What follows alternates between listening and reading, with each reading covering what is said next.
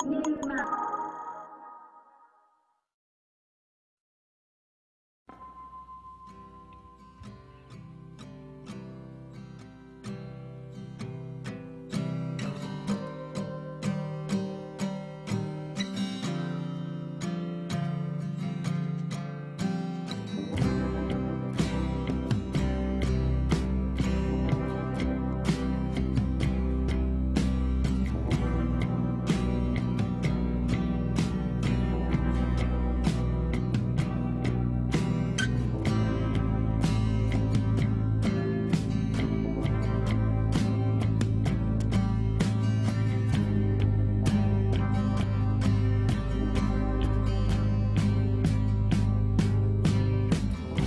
couple years ago, I was with my family, and we were spending some time in this cabin in the woods on the edge of this remote lake. And I mean, we were deep in the middle of nowhere. And one morning, my son Trace and I, we woke up and set out to take a walk around the lake. It was one of those mornings, like not a cloud in the sky, and the birds are singing, and my son Trace, he's about a little over a year old at the time. And so he's making all these little chirps and squawks that one-year-old boys make. And I had him in one of those hiking backpacks where he rode back here. So as I walk along, I can hear him making all his noises. And so we head out through the woods to walk around the lake. And it's just one of those, do you ever have those moments, like, if you could just freeze them? It's just so beautiful. And we get to the other side of the lake, and we're exactly at the halfway point. We're the farthest possible point from the cabin, and we're rounding the bend to head back, and I look up and I notice clouds. And then it starts to rain. It always rains, doesn't it? It's interesting because the scriptures say all sorts of things about rain and storms. When Jesus is teaching about what it means to live like the fullness of life in his kingdom, when Jesus speaks of it, he speaks of two different people. He speaks of a person who builds their house on sand, someone who chooses to reject his teachings, and someone who builds their house on rock, who chooses to build their life on Jesus' teachings. And then the metaphor he uses is that of a storm that comes, and the person who rejects his teachings and his truth, essentially the house built on sand just gets destroyed, but the house that's built on rock stands. So this idea, Jesus says, when the rains come, it's not like they might, they do. It rains in our lives a lot. At first, there's a drop here and a drop there, and so I put Trace's hood over his head. But what I didn't know was that he pulled it off. And so gradually the drops, they get bigger and bigger, and they fall faster and faster. And in no time, it is pouring. I mean, the kind of rain that just soaks, it plasters your hair against your head, and the kind that just drenches your clothing. And at first, Trace, the thunder and the lightning, he's okay, but as it picks up and it gets louder and louder and the wind becomes more intense and the trees start to shake, Trace becomes more and more agitated. I can feel him, like on my back. And at first he starts to whimper, and then he lets out kind of a little shout here and there, but in no time, Trace is shrieking at the top of his lungs. I mean, the wind is blowing, it's thunder and lightning, and we are just getting plastered with this heavy rain, and the trees are no longer providing any shelter. And Trace, just from like deep in his being, starts to yell and cry so loudly and with such passion and terror in his voice. It's interesting, because if you take like the word cry and you search the scriptures, you find this word comes up over and over again. Like even the book of Psalms, just the book of Psalms, if you're like start reading through, it speaks over and over and over again of crying out to God. And God says these amazing things, like he says, when you cry out to me, I listen. He even says, I cannot ignore the cry of somebody who's afflicted. It's like if I'm hurting, lost, soaking wet, scared, confused, God says, you cry out and I hear. God even says that when you cry, he's close to the brokenhearted. He's close to those who cry out and admit they're scared, lost, soaking wet, and confused.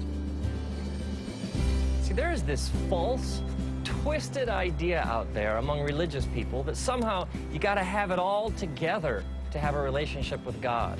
That like somehow God's only looking for people who have no problems and have it all nailed down and can put on like the happy face all the time. And yet the scriptures speak directly against this kind of thinking. I mean, Jesus is even just straight ahead, and he says, "Come to me, all you who are weary and heavy laden." I mean, the essence of salvation is crying out to God and admitting, I don't have it all together. It's admitting I am lost, I am hurting, and this sinful nature that I carry around with me has really screwed things up for me. And God, if you don't show me the way home, if you don't fix things, if you don't step in, I am dying here. And this kind of thinking is all throughout the scriptures. It's over and over again. God says to us, when you come to me with all your junk, come to me with your problems, come to me all screwed up, all messed up. Let me take care of it. Jesus even sets out looking for people. He even says this. He says, I'm not looking for the healthy.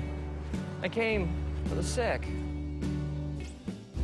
It's interesting if you think about the storm from Trace's perspective. For Trace, the storm is his reality. He sees nothing else.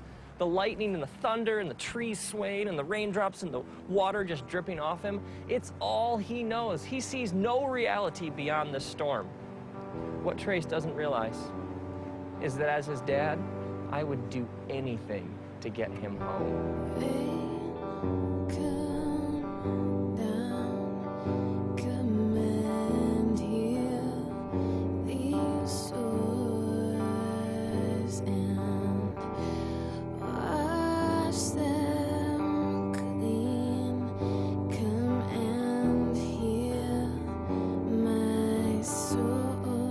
So at this point, Trace is shrieking at the top of his lungs in stereo right behind my head.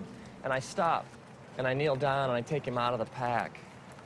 And I pull him close to my chest, and I wrap my arms around him, and I hold him so tightly up against my heart.